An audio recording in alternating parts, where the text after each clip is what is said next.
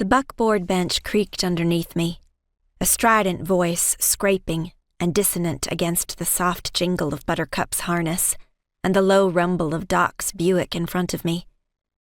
A lavender blanket of dusk hung over the road winding into the mountains. My little Rosemary was snuggled in the wagon bed beside her Uncle Peter. Both were sound asleep, with warm bricks at their toes and a layer of wool blankets over their bodies. Even in May, the nighttime temperatures in Arkansas's Ouachita Mountains are cold enough to nip your fingers, especially up in the gorge. I buttoned up my knit sweater. It was a bit big on me, but it was warm, and I'd let down my hair from its usual bun, shielding my neck from the chill. Peter's one good arm draped over my little girl, protecting her from any real or imagined attack, just like he had the entire time he'd been back from the war.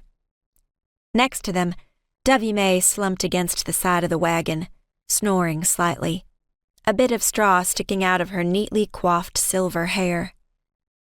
I was mighty glad Sam's ma had consented to going to town with us. Not only had she been a huge help in picking out supplies for Sam's return, but the fresh air had pinked her cheeks, and she'd entertained Rosie with her laughter. It was almost like the old Dovey May was there, strong and healthy. A mist from the earlier storm hung in the air and made me wish I was burrowed under a blanket too. I should have asked Doc to handle the wagon up the switchbacks to the farm so I didn't have to.